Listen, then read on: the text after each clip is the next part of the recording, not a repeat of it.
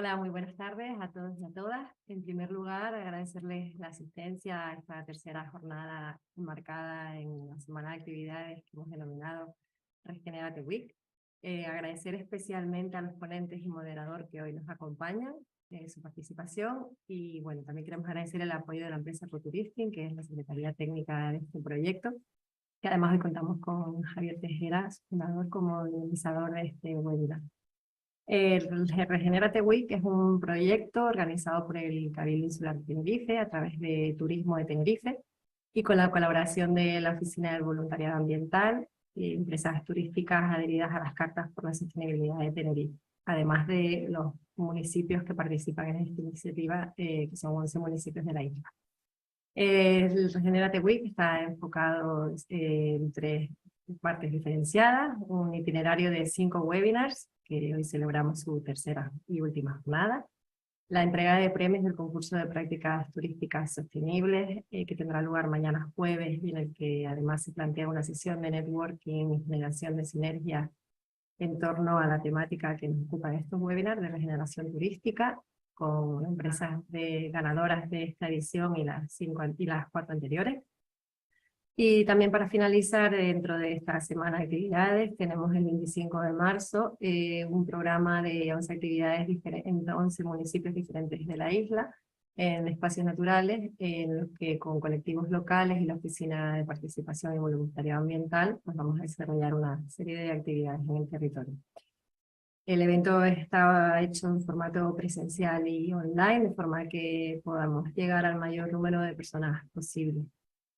La webinar de hoy, que celebramos, es la cuarta webinar, es de regeneración de paisajes, hábitats y biodiversidad, en la que se expondrán ejemplos y casos prácticos de regeneración de paisajes locales vinculados a destinos turísticos, y donde la biodiversidad asociada es diferencial. Estará dinamizada, como les comenté, por Javier Tejera. Les hago una pequeña introducción. Javier, entre otras cosas, es especialista en planificación y estrategia y comunicación turística, es fundador de la empresa Ecoturisti y es director del festival Anaga Biofest, un proyecto de gestión territorial de referencia en la Reserva de la Biosfera del Macizo de Anaga en Tenerife, que además recientemente ha recibido un premio del programa Hombre y Biosfera de la UNESCO. Yo no me quiero, por este mismo proyecto, la Nada Biofest, no me quiero extender más. Javier les presentará y les guiará en el webinar de hoy, y él irá dando paso a los ponentes. Muchísimas gracias por su asistencia, y esperamos que sea de su interés y saquen el máximo provecho. Muchísimas gracias a todos. Muchas gracias, Sonsoles. Gracias a Turismo de Tenerife por acoger y dar soporte a este evento que estamos desarrollando a lo largo de toda esta semana, como bien decías, con este itinerario de webinars que van a tocar pues diferentes temáticas vinculadas a la regeneración turística, tratando de, como decíamos el lunes en la primera sesión, aportar luz y plasmar, digamos, desde una perspectiva muy práctica, pues reflexiones, ¿no? y aportaciones, ¿no? Desde diferentes ópticas que de algún modo pues ilustren, inspiren, motiven a la hora de poder desarrollar y enmarcar iniciativas bajo estos parámetros, tanto en la isla de Tenerife como destino turístico, como en otros destinos que comporten o que tengan retos similares de gestión, ¿no? Teniendo en cuenta las características que tiene nuestra isla a nivel de pues recursos, de patrimonio y también de naturaleza y biodiversidad, que es sobre todo lo que vamos a tocar más en esta sesión de hoy, y a su vez pues reciban una gran cantidad de visitantes con todo lo que ello conlleva, ¿no? En la búsqueda de un equilibrio y de tratar de que la actividad que se desarrolle pues no solo sea lo más sostenible posible, sino que trate de repercutir de forma positiva en el propio territorio.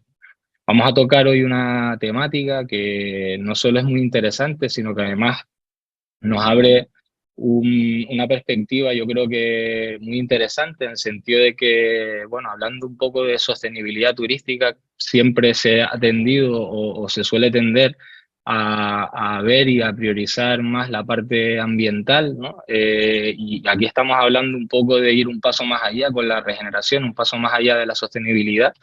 Y en ese sentido, no solo contemplar esa gestión de la parte ambiental, ¿no? Considerando pues todo lo que tiene que ver con la naturaleza, con el paisaje, con los hábitats, con la biodiversidad, como cuestiones vinculadas, intrínsecas, no solo tratar de minimizar la huella en todo eso, digamos, sino tratar de generar, como digo, un impacto positivo, ¿no? En ese sentido, pues hay que tratar de proyectar modelos turísticos en donde menos sea más, ¿no? Hablamos de entornos frágiles, en donde debemos tratar de algún modo de replicar las relaciones que se dan en la propia naturaleza y entre los seres vivos, ¿no? Como decíamos el lunes, que es uno de los preceptos también que tiene en cuenta la regeneración como modelo de gestión, intentando evitar visiones, desde luego, extractivistas, especulativas, ¿no? Cuando hablamos también de paisaje, cuando hablamos de naturaleza, ese equilibrio no solo es fundamental, sino que es el gran valor añadido que hay que tener en cuenta a la hora de proyectar productos y modelos turísticos que tengan en cuenta el paisaje en el que se desarrollan, que es prácticamente pues el sota caballo rey, ¿no? Porque sin paisaje un destino turístico es bastante poco o nada. Y además, en nuestro caso, en la isla de Tenerife, pues vivimos en un lugar que tiene un entorno único, una biodiversidad singular, eh, una isla que cuenta casi con la mitad de su superficie catalogada con alguna figura de protección, con una gran concentración de endemismos. Tiene algunas zonas de la isla albergan la mayor concentración por kilómetro cuadrado de endemismos de toda Europa, como sucede en el macizo de Anaga, donde celebramos justamente el Festival Anaga Biofest que mencionaba Sonsoles en la introducción. Y ya no solo eso, sino que además la propia insularidad de Tenerife, las condiciones climáticas, orográficas que tenemos aquí, pues hace que contemos también con una gran agrodiversidad, ¿no? Vinculada con productos autóctonos únicos que solo se dan aquí, por ejemplo, como ocurre en zonas como Teno y Anaga, y eso también es parte o debería ser parte, ¿no? Del valor de ese paisaje más cultural, ¿no? Vinculado a la gestión turística, ¿no? Por eso digo que muchas veces cuando hablamos de todas estas cuestiones, menos es más, y hay que ver, ¿no? Dónde se fijan pues ciertos límites y dónde hay que buscar ese punto de equilibrio para que el turismo pues vea todo esto como un valor añadido, pero desde luego no termine afectando, ¿no? En toda esa riqueza y en todo ese valor a la hora de desarrollarse y de plasmarse. Para tratar de reflexionar un poco sobre estas cuestiones, en este webinar vamos a ver tres proyectos, vamos a hablar en torno a tres casos prácticos, ¿no? En diferentes territorios, en donde pues veremos de algún modo diferentes iniciativas que hablan de regeneración de paisajes locales, vinculados a una gestión turística, ¿no? De manera directa o indirecta, en donde además la biodiversidad pues también es diferencial, ¿no? A diferentes niveles. Y veremos pues como de algún modo en esos contextos el turismo es juez y parte, ¿no? A la vez. Y lo que se trata es de que el rol que adquiera el turismo en esos contextos sea un rol desde luego positivo, aportando a la recuperación y a la regeneración de toda esa riqueza y de todos esos recursos y desde luego pues evitando que se generen o se ocasionen graves desequilibrios con esos entornos que en la mayoría de casos, como digo, son frágiles, ¿no? Para ello, como digo, pues vamos a tener tres personas, tres proyectos que nos van a hablar eh, con diferentes perspectivas de iniciativas un poco que van en esta línea. En primer lugar, vamos a escuchar a Chema Rabasa desde Castellón. Chema es cofundador de la empresa Itinerantur, que es una empresa que está muy enfocada en turismo responsable, como digo, en la provincia de Castellón. Él es guía oficial y ambientólogo, especializado además en restauración ambiental, y nos va a hablar de un proyecto súper interesante de recuperación del paisaje cultural vinculado a los olivos milenarios en el maestrazgo castellonense, ¿no? Que es una manera también de vincular el paisaje, digamos, la riqueza medioambiental con actividades vinculadas al sector primario y además con recursos patrimoniales vinculados al mundo agrario, ¿no? En este caso. Chema, bienvenido, buenas tardes. Gracias, bien hallados todos y con muchas ganas de escucharos también a todos, ¿eh? Junto a Chema tenemos, en este caso desde Cataluña, Mireia Font, que es propietaria de la Casa Rural Leonardo, situada en el Pirineo de Cataluña. Es una casa rural con una larga trayectoria y digamos, pues con un perfil, ¿no?, de especialización muy significativo, que además ha impulsado, ¿no?, la propia Mireia con su casa rural y con otros alojamientos del entorno, ha impulsado una iniciativa innovadora y un caso de éxito que aprovecho para decir que en muchos talleres he nombrado como ejemplo, que es el Sinqueyac, que es una iniciativa que de algún modo vincula pues senderismo y recuperación patrimonial en este entorno del Pirineo catalán. Y ella va a estar hoy en la sesión para hablarnos de una iniciativa también muy interesante que ha ideado y que ha impulsado en la comarca, que se llama Gratitud Pallars, que permite compensar las emisiones de CO2 de los visitantes del entorno en proyectos medioambientales locales a partir de la creación de microreservas, ¿no?, en la que pues, contribuyen mediante diferentes iniciativas de micromecenazgo y de conservación para esa compensación, ¿no?, de la huella de carbono. Mireia, bienvenida también, muy buenas tardes. Buenas tardes, gracias a vosotros. Y por último tendremos un ejemplo, un proyecto de aquí, de Tenerife, un proyecto local con nuestra compañera Carmen Díaz, compañera de batallas, ¿no?, en muchos proyectos y en muchas iniciativas. Ella es la gerente de Forestal Park Tenerife, que es el único parque de aventura en los árboles de las Islas Canarias. Es una de las empresas además asociadas a la Carta por la Sostenibilidad de las Actividades de la Naturaleza, que es una iniciativa que lidera Turismo de Tenerife aquí en la isla. Es una de las dos cartas por la sostenibilidad que se gestionan, en este caso vinculadas, como digo, a actividades fundamentalmente de ocio activo en la naturaleza. Y hay una segunda carta que está más enfocada en empresas de avistamiento de cetáceos. En el caso de Forestal Park es una de las que está en las actividades de la naturaleza. Y Carmen pues nos hablará un poco de la propuesta de valor de Forestal Park y cómo es de algún modo pues la gestión también de este proyecto en un espacio natural protegido como es el de las Lagunetas, ahí en medio del Monte de las Raíces. Buenas tardes, Carmen, bienvenida. Buenas tardes, muchas gracias. Ganas de compartir también con todos. Muy bien, pues sin más dilación vamos a comenzar con las tres intervenciones. Vamos a escuchar a Chema, Mireia y a Carmen, empezando por Chema. Si te parece, Chema, adelante. Puedes compartir pantalla Sí, y te escuchamos. voy a compartir la pantalla. Aquí estamos. Y le daré aquí a verlo. Pantalla completa. Creo que se tiene que compartir, ¿verdad? Perfecto, Vale, adelante. fantástico. Nada, primero, pues gracias por invitarnos. Voy a intentar ser, pues eso, rápido, conciso. Nosotros somos Itinerant Tour. Hablo de nosotros porque somos yo y mi socia Belén, madre de mis hijos también y muchas otras cosas en la vida, pero empezamos los dos. Hoy somos un poco más de gente aquí, pero bueno, somos una empresa que hace ya 10 años pues decidimos, pasando del trabajo que hacíamos en parques naturales de la Comunidad Valenciana, al sector privado, porque veíamos que además en plena crisis económica, y dijimos, mira, es que aquí no vemos futuro. Y bueno, pues empezamos con el senderismo interpretativo, la interpretación del patrimonio, la comunicación ambiental, la divulgación, la educación ambiental a través del senderismo, la interpretación patrimonial.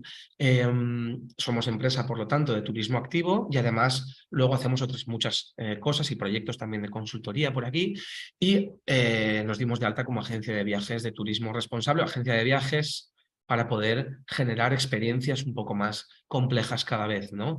Estamos en una provincia que es la de Castellón, una de las 3 provincias valencianas.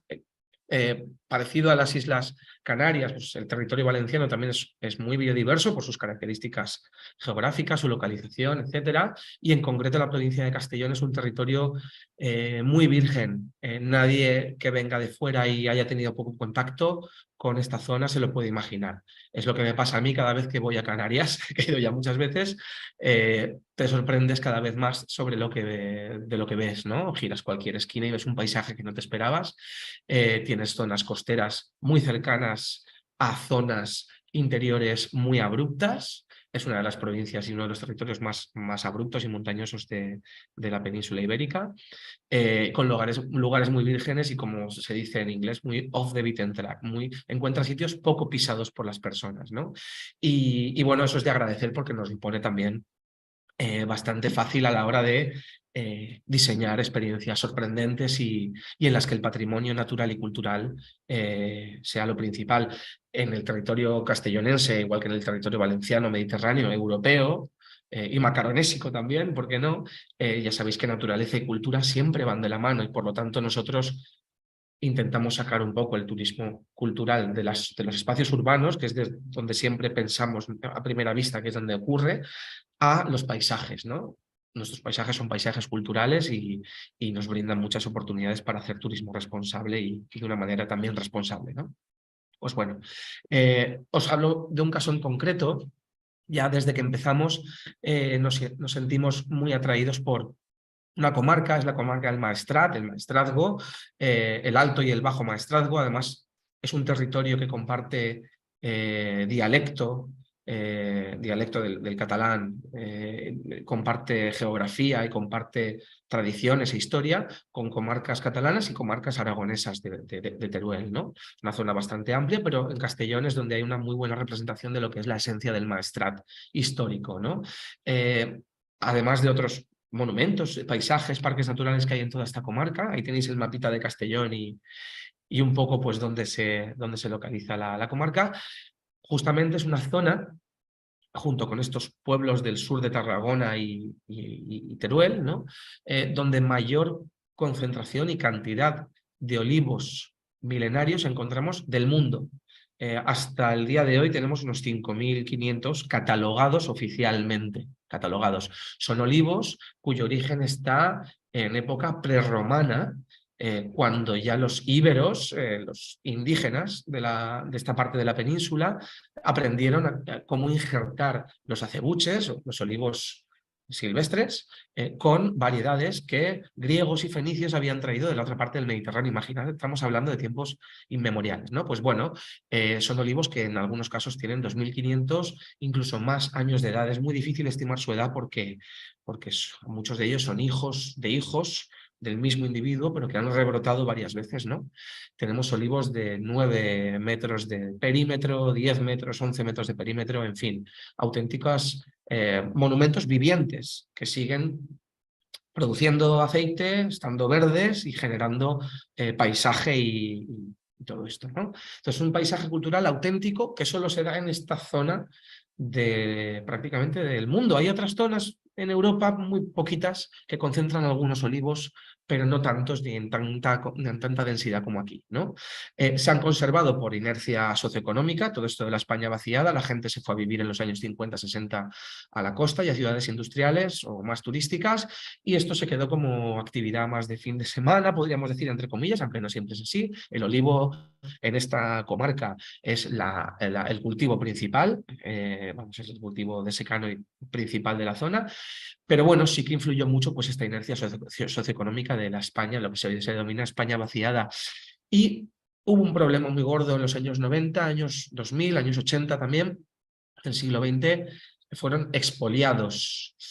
Al final, bueno, son una propiedad privada, los dueños y dueñas los vendían hasta por 2 millones de las antiguas pesetas, 12.000 euros, 15.000 euros, a gente particular que los ponía en sus jardines, en una rotonda, incluso en edificios, en el interior de edificios, ¿no? Podéis ver un ejemplo de ello, dramático, en la película El Olivo, de Itziar Bollaín, que fue estrenada en 2016 y se llevó algunos Goya también. que se rodó en esta zona y que habla de esa problemática, del expolio de los olivos milenarios, ¿no? En fin, pues bueno, este era un problema.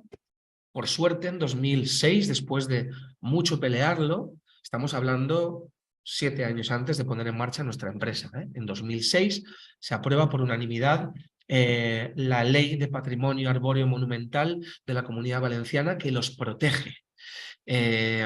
Prohíbe su venta y su transporte en territorio valenciano, por lo tanto nadie ya a partir de ese momento podía vender estos olivos a otras manos, podía pasarlos de mano, pero claro, esta ley, como muchas otras, pues venía como sin compensación económica, podríamos decir, para aquellos que cuidan de estos árboles. Por lo tanto, hay muchísima gente en una zona en la que todo el mundo tiene algún olivo milenario en su familia, pues no había motivaciones económicas para su conservación. Son menos productivos, ocupan mucho espacio. En el lugar donde hay un olivo milenario igual podría haber 4 o 5 más jóvenes y más productivos.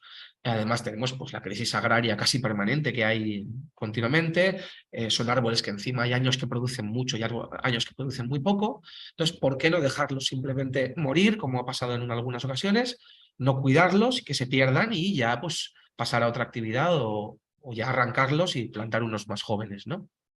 Entonces, nosotros llegamos, después de todo esto, a esta zona con una visión clara de lo que era el turismo responsable, lo que nos gustaría hacer, y por las características concretas de esta zona hemos podido llevar a cabo un turismo responsable al pie de la letra, podríamos decir, que es aquel en el que buena parte del beneficio económico se queda en el lugar donde tiene lugar precisamente la actividad turística, ¿no? Desde el principio empezamos a colaborar con uno de los ayuntamientos de la zona, con Candel Roig. Se confió en nosotros para generar experiencias turísticas y se nos ha dado la libertad de poder hacerlo durante un montón de años. Además lo hemos hecho a nivel particular, para otras agencias, para grupos particulares continuamente. No hemos llegado a contar cuánta gente hemos llevado, pero igual en los últimos 10 años miles de personas han visitado con nosotros los olivos milenarios, teniendo siempre al olivar tradicional como centro de todo y fomentando el consumo local. Hay una temática en todas estas experiencias que es los olivos milenarios y unas subtemáticas que dan pie a que hablemos de otras cosas y consumamos también otros productos complementarios a todo esto, ¿no? Pues bueno, desde catas guiadas de aceite milenario, en fin, pues visitas históricas, culturales, gastronómicas, nocturnas, con astrónomos, con música entre olivos, bodegas locales de vino, en fin, pues todos un poco sumando aquí, ¿no? Durante un montón de tiempo. De tal forma que claro, no solo estamos ganando dinero nosotros, sino que mucha gente asociada a este paisaje está percibiendo dinero y por lo tanto tienen esa motivación para seguir conservando ese paisaje, que básicamente es seguir viviendo de él, para que luego además yo pueda volver con otro grupo a la semana siguiente o al mes siguiente y seguir visitándolo, ¿no? Los olivos son simplemente, los milenarios me refiero, banderitas que nos dicen, si me quieres conservar a mí como monumento, tienes que conservar todo el paisaje. Es lo mismo que cuando queremos conservar al lince ibérico.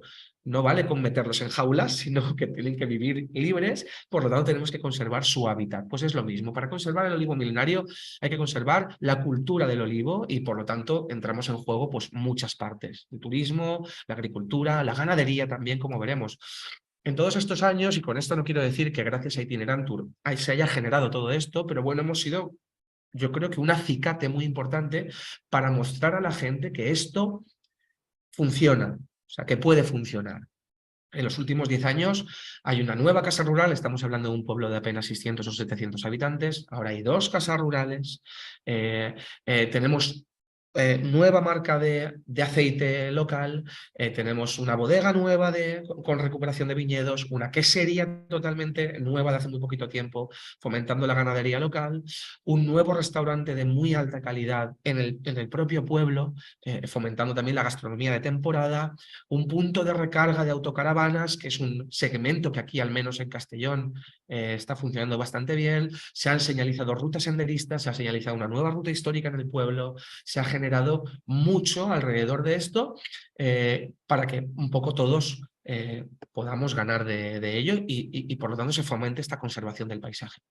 Y por último, simplemente decir que evidentemente no todo es gracias al turismo y al turismo que practicamos nosotros en la zona, pero si el turismo es responsable, se convierte en un muy buen motor para la conservación de la cultura y el paisaje local. Y sobre todo en esta zona en particular, en un pueblo de menos de 700 habitantes, en el que hay más de 1.100 olivos milenarios censados y en el que todos tienen olivos y por lo tanto sienten como propio todo lo que se haga allí, todo lo que se ponga en marcha y participan de ello, ¿no? En fin, cualquier otra pregunta, aquí estamos. Muchas gracias, Chema.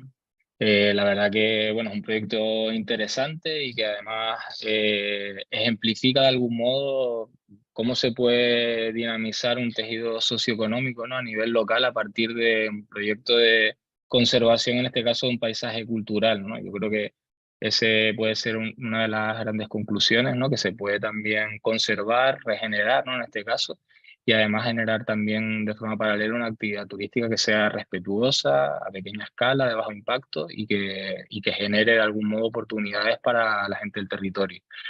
Gracias, Chema. Nos vamos ahora a Cataluña a escuchar a Mireia, que nos va, como decía al principio, a explicar pues, en qué consiste este proyecto, esta iniciativa preciosa que se llama Gratitud Pallars. Adelante, Mireia.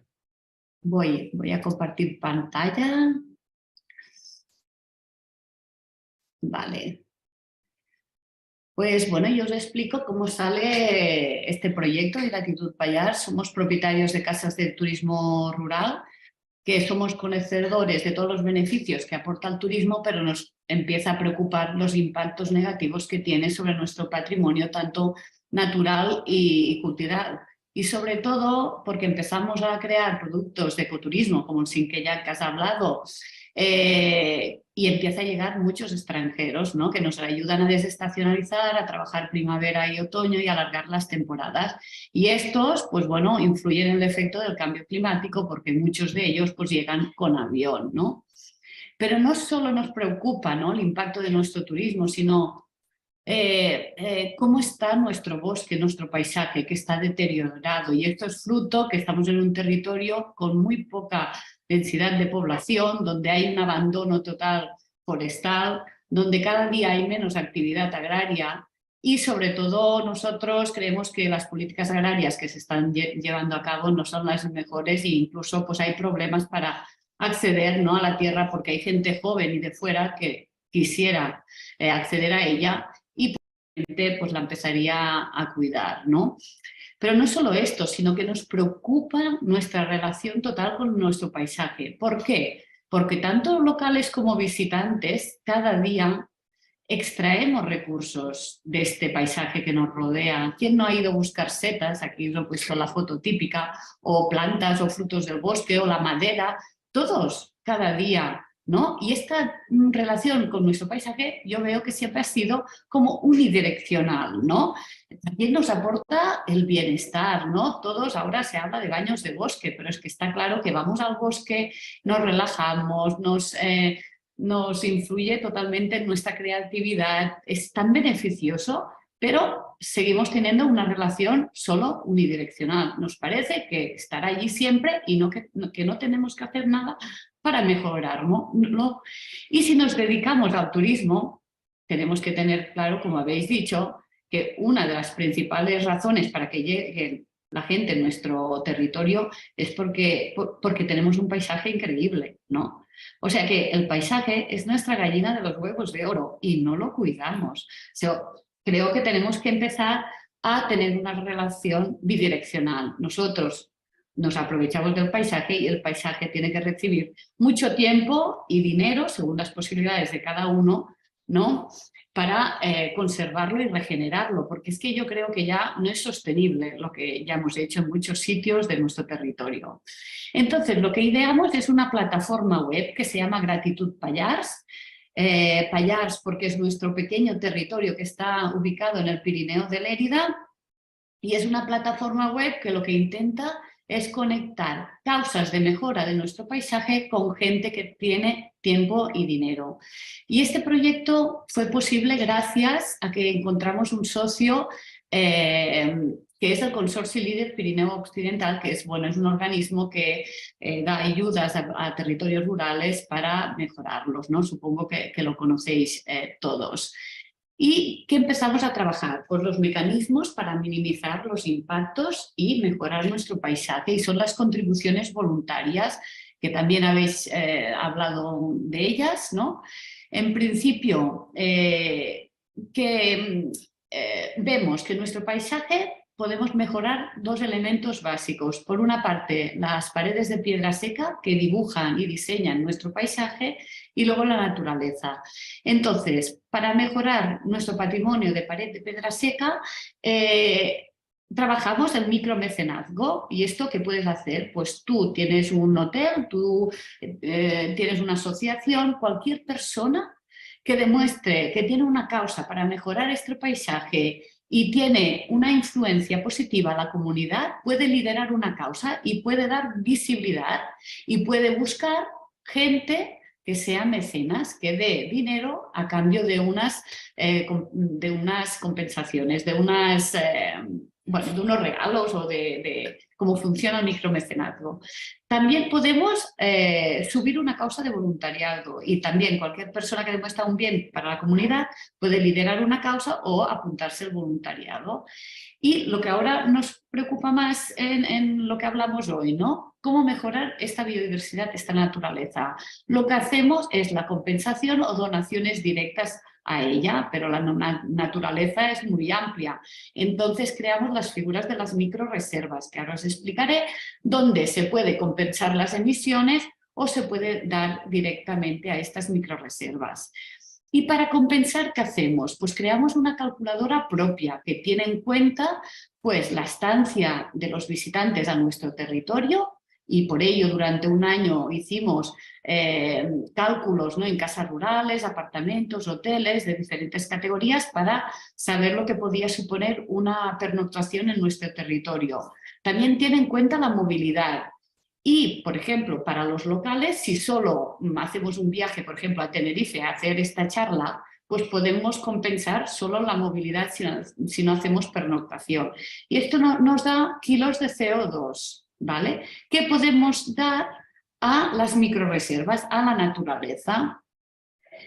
¿Y qué innovamos? Nosotros decimos que hacemos una compensación innovadora, porque cuando empezamos a pensar cómo podíamos hacer, entramos a internet y veíamos cosas extrañas que nosotros pensábamos que era como greenwashing en general, ¿no? Existía una industria de la compensación, que de lo que tú pagabas muchas veces solo iba al 20% a plantar árboles, al quinto pino, donde se movían tierras, más petróleo, muchos árboles no eran locales, se morían. Bueno, total, veíamos una compensación que era correctiva, pero sin cambiar los hábitos de consumo, que yo creo que al final, en Gratitud Pallars, al final el dinero no es lo más importante. Lo importante es cambiar la conciencia de la gente, que es así donde vamos a mejorar la vida de nuestro planeta. Y entonces nosotros lo que proponemos es una compensación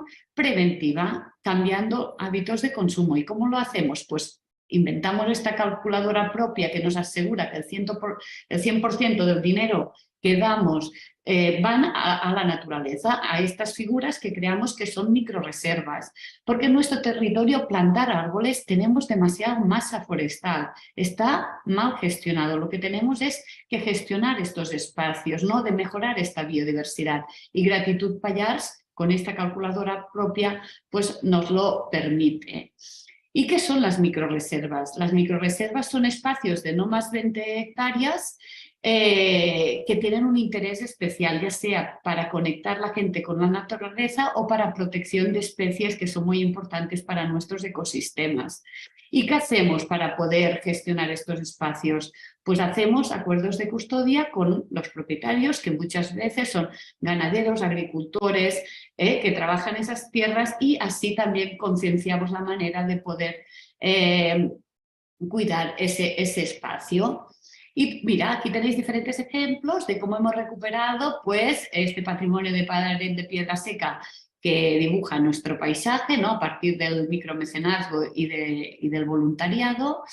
Y también aquí os pondré diferentes casos de microreservas, algunas que son de concienciación, y si son de concienciación lo que hemos tenido que hacer es una inversión más grande para recuperar los antiguos caminos, ¿no? Que bueno, ya sabéis que esto pues tiene una inversión bastante fuerte si quieres pues rehacer las paredes de piedra seca, y esto han podido solo ser de momento en 2 espacios.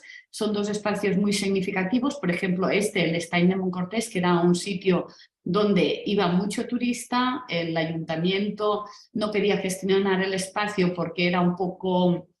Se encontraba que todos los campesinos no querían turistas allí porque les entraban por un campo, les pisaban el sembrado, pero claro, siempre decíamos, si no lo gestionas bien, el visitante al final, si tú le das un itinerario, no se moverá de ella. Si no sabe por dónde entrar, pues claro que los campesinos no van a estar contentos, ¿no? Con lo cual, en este espacio, con que nos dieron un premio de 10.000 euros, un premio de medio ambiente a la Generalitat de Cataluña, podemos recuperar todos estos caminos, también mejorar la biodiversidad, y esto nos facilitó esta primera microreserva y la mejora de este espacio y de la biodiversidad.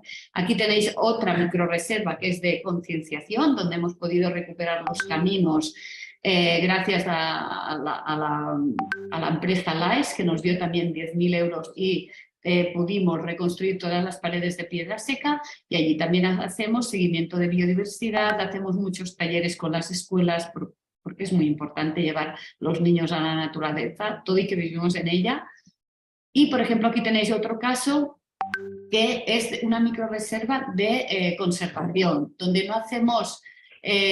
no damos la localización exacta porque aquí lo que hacemos seguimiento puntuales, por ejemplo en este caso es en primavera, ¿no? Para hacer un seguimiento de las mariposas diurnas y de las orquídeas. Y bueno, ¿cómo mejoramos el paisaje? Pues principalmente con compensaciones de visitantes, y aquí me gustaría hacer una puntualización porque la gente de aquí todavía no estamos preparados para esto. O sea, realmente quien compensa son los extranjeros, alemanes, belgas, holandeses, que ya llegan a nuestros alojamientos porque somos unos alojamientos responsables con nuestra comunidad, con nuestro medio ambiente, con nuestra comunidad.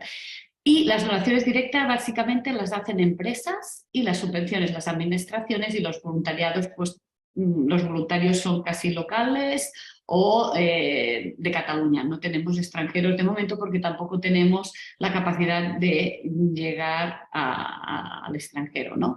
Y aquí 4 cifras para que os hagáis una idea. Todo el que empezó justo antes de la pandemia, estamos súper contentos porque somos un territorio muy pequeño, somos pequeñitos, pero bueno, hacemos grandes cosas.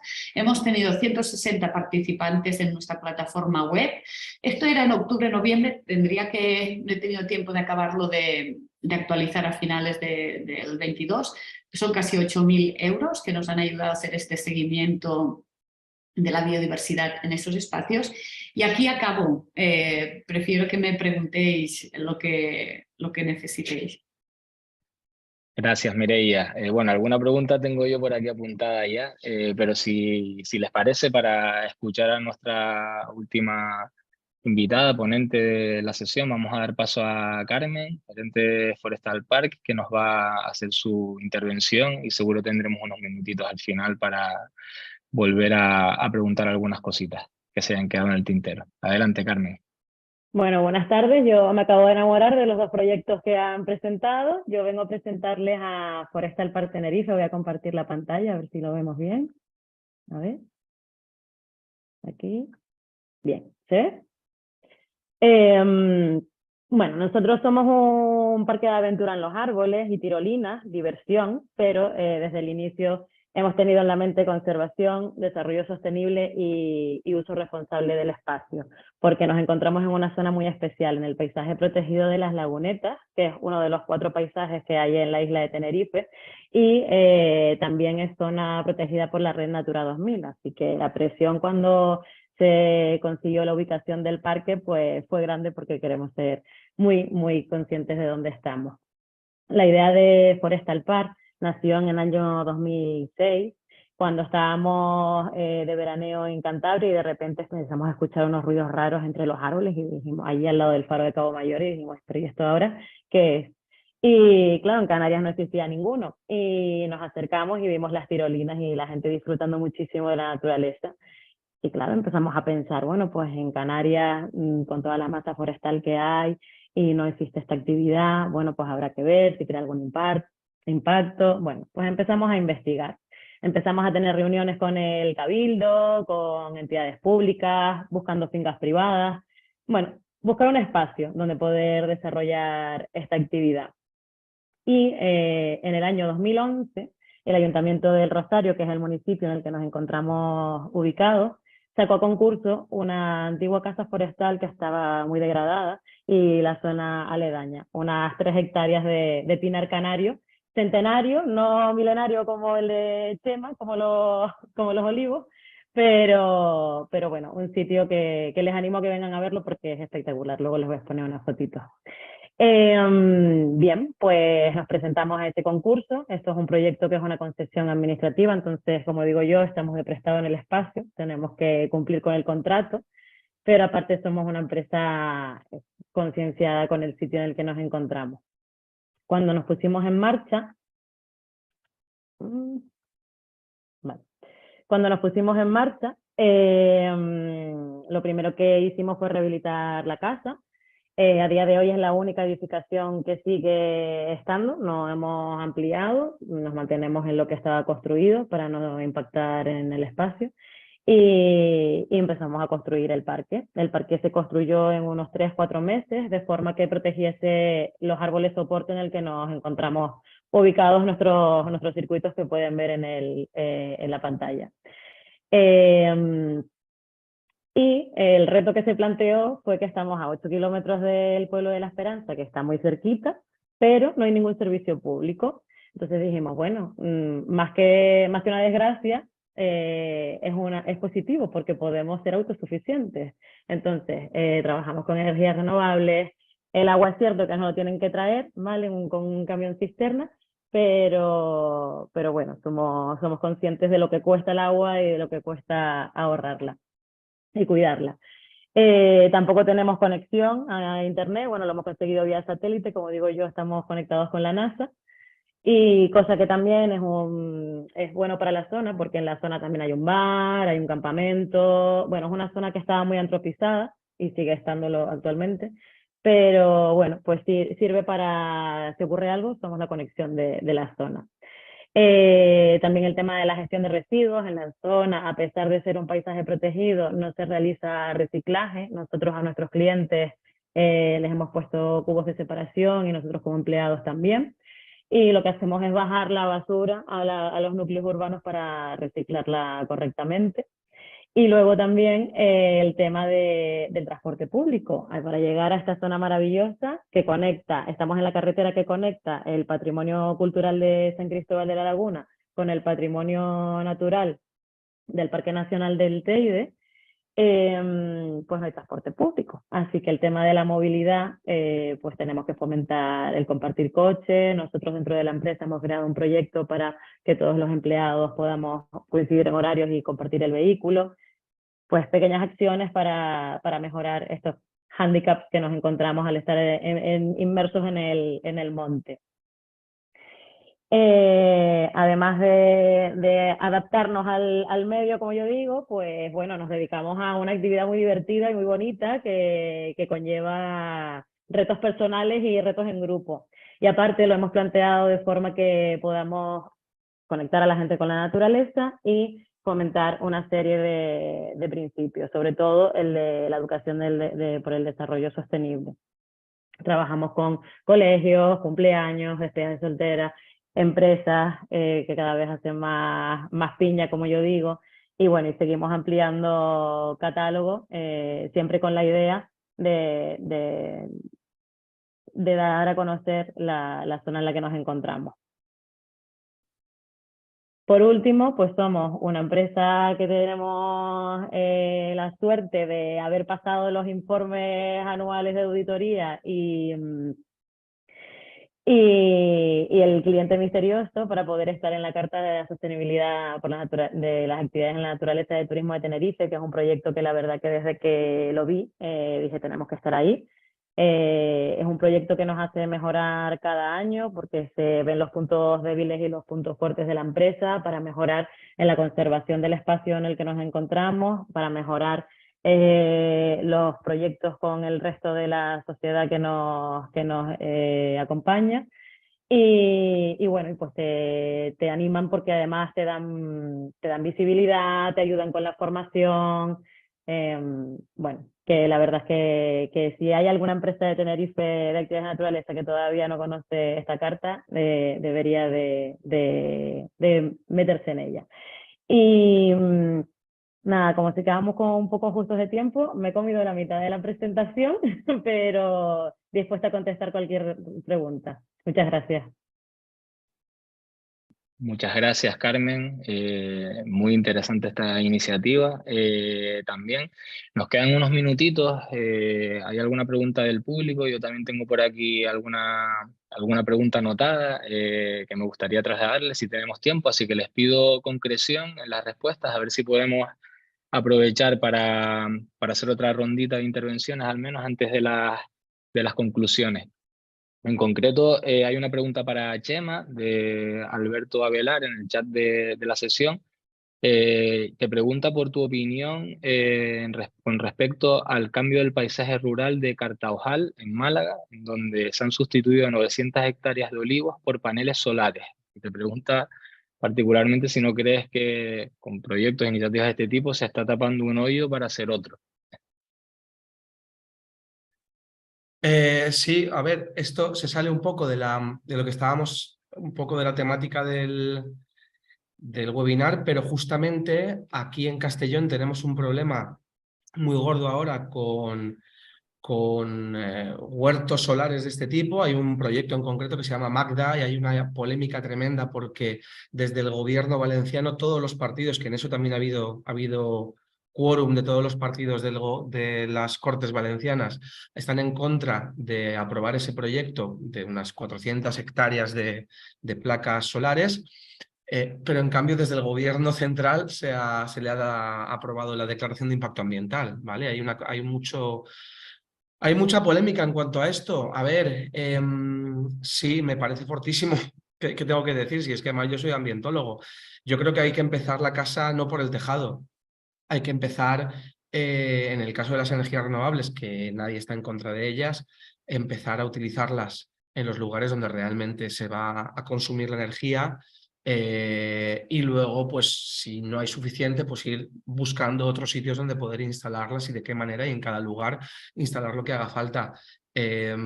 No sé si estoy contestando a tu pregunta, pero estoy muy cabreado con todo esto porque además buena parte de estas instalaciones van a ocurrir en la comarca del Maestrazgo, afectando a zonas de olivar, de almendros, de viñas que están en producción y de las cuales vive mucha gente directamente y nosotros también de ese paisaje generando experiencias de turismo responsable.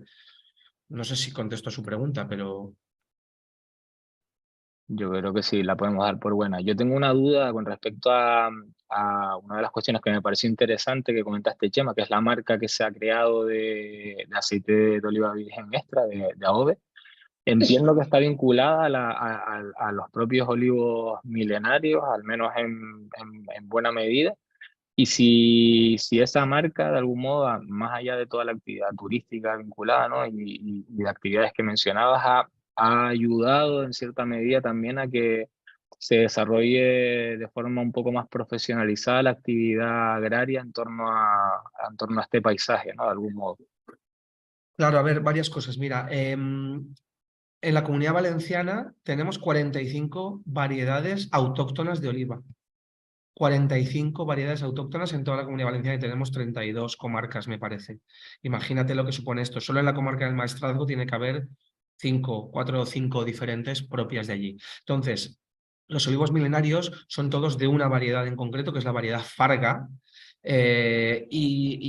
pero hay otras variedades de la zona que también se producen. Entonces, esta marca es una marca particular que hace aceite ecológico. Ya había otra marca en este pueblo, pero en toda la zona de olivos milenarios, estamos hablando de 30 y tantos municipios, hay 9 o 10 marcas diferentes de aceite de oliva virgen extra, de diferentes variedades, que también incluye cada marca su propia producción de aceite milenario.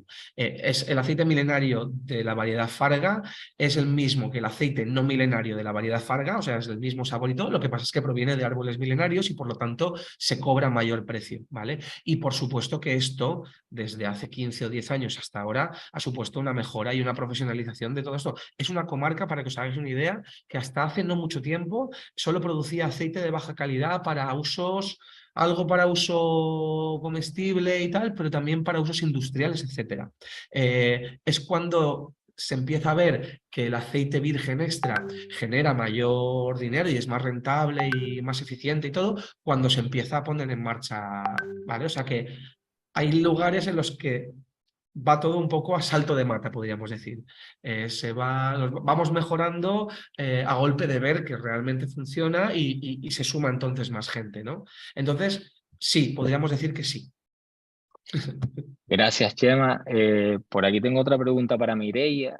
Justo te iba a preguntar cuál era el perfil de los micromecenas y más o menos lo has respondido en la parte final de la intervención, así que aprovecho un poco, ¿no? y recojo el guante y te pregunto por qué crees que no hay tanta participación en este sentido por la gente local. ¿Qué crees que habría que hacer para implicarles más, sensibilizarles más? Y de hecho es una cuestión que yo creo que puede ser recurrente, ¿no? No solo en vuestro territorio, sino en otros lugares. Muchas veces la población local a veces le cuesta, ¿no? Digamos, participar a veces en este tipo de iniciativas. Y luego te quería preguntar también, muy breve, ¿cómo hacéis para los acuerdos de custodia del territorio? Si os encontráis con ciertas reticencias al principio, y lo pregunto porque justamente pues nosotros estamos desarrollando una iniciativa que guarda cierto paralelismo aquí en el macizo de Anaga y es verdad que hay que hacer pues cierta pedagogía al principio y una vez superadas esas primeras reticencias pues la cosa fluye mucho, mucho mejor normalmente. Mira, te contesto. Primero, sí que he dicho que las compensaciones las hacen más visitantes extranjeros, pero por ejemplo, lo que son el apadrinamiento, pues sí que lo hacen vecinos del pueblo. O sea, cuando, no sé, la gente cuando ve que le toca su jardín, entonces actúa, ¿no? Pero sí que compensaciones, pues no ven necesario que si van a Barcelona a hacer compras o una reunión, pero esto ni los locales ni las administraciones, que es una batalla allí.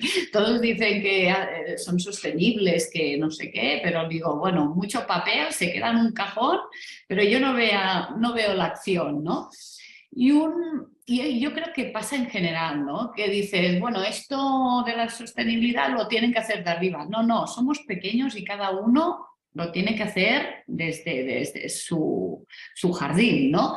Y por eso gratitud Pallars, porque todo el mundo dice, esto no me pertoca. Digo, bueno, pues si hacemos un proyecto local que mejora nuestro jardín natural, y nuestro jardín natural no es las vallas para dentro de la casa, ¿qué manía tenemos? O sea, somos capaces de dedicar horas y dinero a nuestro jardín vallado, que es feísimo, con una valla, y este jardín que tenemos natural, ¿no? Somos incapaces de dedicarle tiempo y dinero con todo lo que sacamos, ¿no?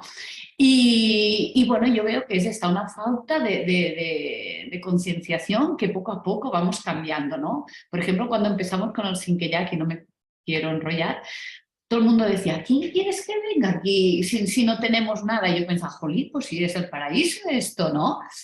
Y había como un poco de no cuidar las cosas. Y ahora cuando me vienen los vecinos y me dicen, jolín, es que llegan extranjeros de Hawái y de la otra punta del mundo y dicen que qué bonito es este y llegan al pueblo y no pueden ni beber porque la fuente no funciona. Pues mira, ayer mi vecino y yo arreglamos la fuente. Y digo, ole. O sea, esto es poco a poco. Se tiene que concienciar mucho, pero bueno, siempre dando ejemplo, ¿sabes? Y luego en los acuerdos de custodia pues pasa lo mismo, que cuando vas dices, ¿qué? ¿Que tú vas a mandar en mi tierra? Y digo, bueno, pero vamos a llegar a un acuerdo.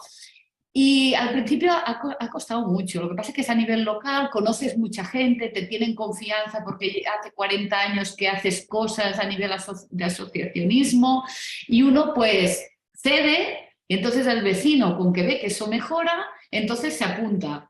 ¿sabes? Te dije que no, pero ahora lo veo mejor. Bueno, es picar piedra, poco a poco.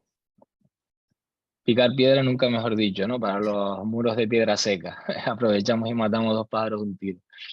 Tenemos una pregunta para Carmen de Jean-Philippe por el chat, que comenta que si antes de que la gente comience su recorrido por los árboles, si se les hace conscientes, ¿no?, de la naturaleza que les rodea, principalmente de los árboles.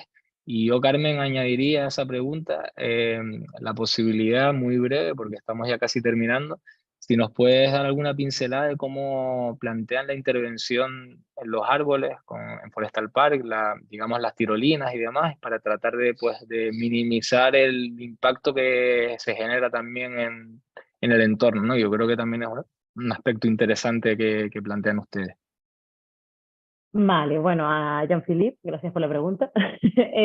Nada, contestar que siempre comentamos que estamos en un espacio natural protegido y que tenemos que respetar el entorno en el que nos encontramos cuando se trata de los grupos de personas individuales que vienen a hacer la actividad lúdica, que luego ya cuando estamos haciendo talleres de educación ambiental, obviamente, y cuando estamos con grupos más reducidos, ahí sí incidimos con más fuerza en el tema de explicarles mejor pues todo el entorno, porque tienes más tiempo. ¿Vale? De todas formas, gracias a la Carta de la Sostenibilidad, esto es uno de los puntos que tenemos que reforzar y este año, a partir de agosto, va a empezar con nosotros una persona de prácticas de interpretación que vamos a empezar a poner este proyecto en práctica y mejoraremos ese aspecto. Y por otro lado, que antes he ido muy rápido porque yo me pongo muy nerviosa, aunque sea a través de online, sí, tenía apuntado comentarles cómo está construido el parque, ¿vale? Las plataformas están puestas por presión, así que no hay nada clavado a los árboles y luego todos los cables de seguridad que conforman los juegos están puestos también de forma que entre el cable y el tronco del árbol hay un semirrondino, ¿vale? Que es un trocito de madera. Entonces nunca das con la corteza del árbol, ¿no? Que el pobrecito, pues imagínate si diese ese cable de acero. Luego, cada año, pues tenemos que pasar un estudio fitosanitario, que viene una empresa externa, y evalúa árbol por árbol todo el estado del árbol, ¿vale? Cómo se encuentra, si ha crecido, pues entonces tenemos que soltar la plataforma un poquito para que pueda seguir respirando. Lo mismo con los semirrondinos. Y bueno, de hecho hemos ido haciendo innovaciones para ver cómo podemos, incluso que nos duren más los semirrondinos, bueno, ya eficiencia, ¿no? Y luego aparte también pasamos una certificación anual de las instalaciones, pues que se verifica que el estudio fitosanitario es correcto y que cumplimos con toda la normativa europea. Genial, Carmen. Pues estamos acabando ya. Como saben, hoy tenemos otro webinar más que comenzará en la otra sala de la plataforma virtual del evento una vez que finalicemos aquí. Así que si les parece, les voy a pedir una última ronda de intervenciones muy breve a modo de conclusión. Y me gustaría que de algún modo esa conclusión que nos puedan dar ejemplifique que en cierto modo es posible compatibilizar el valor social, cultural con la conservación medioambiental, ¿no? Hemos visto ejemplos, de hecho, en este sentido a lo largo de esta sesión, ejemplificados por ustedes.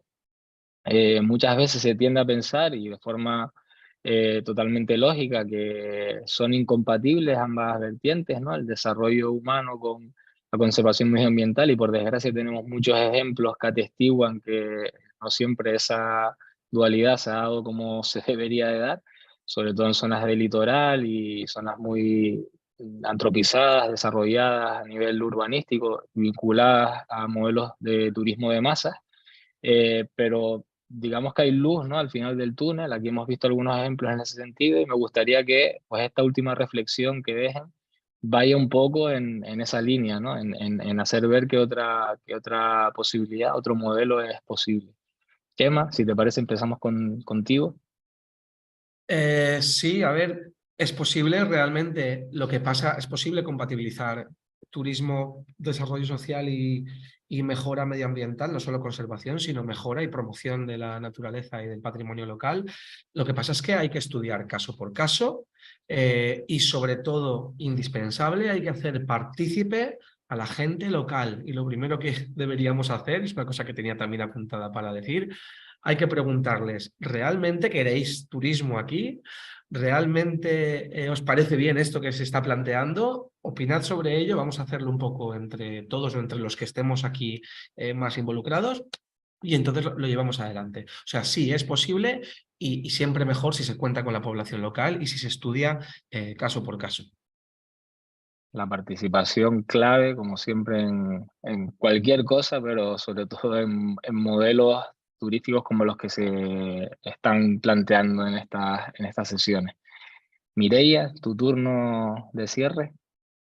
Yo solo diría que el turismo tiene que estar conectado a nuestra comunidad y a nuestro medio ambiente, porque si no, no tiene sentido. Y luego hacer las cosas con sentido común, porque al final tenemos que volver un poco a lo que hacían nuestros abuelos, que era cuidar el paisaje, este territorio, porque era lo que les daba alimento. Y tenemos que volver a hacer las cosas en pequeño, diversificar y cuidarnos como comunidad.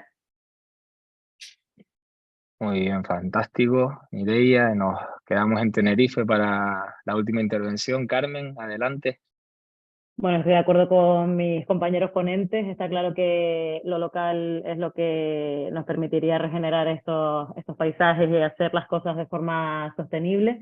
Es muy importante los tiempos, nos echa para atrás que generalmente suelen ser proyectos de largo plazo, no de corto, porque, bueno, depende de lo que vayas a... pero tienes que plantearlo de largo plazo y eso cuesta, y más ahora que ya se nos ha acabado el tiempo, creo que antes lo nombraba Mireia, ¿no? Que ya la cosa es insostenible, de hecho, de verdad que el proyecto me ha encantado. Y, y es posible, y hay que hacerlo, hay que sentarse y reflexionar y en comunidad.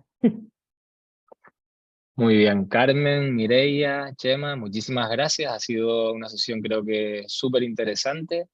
Y a las personas que nos están siguiendo en directo, les invito a que se vayan ya para la otra sala de la plataforma virtual, porque en cuanto terminemos aquí comenzará el quinto y último webinar de esta serie que hemos tenido lunes, martes y miércoles en la Regenérate Week Tenerife. Muchas gracias a todos y hasta la próxima.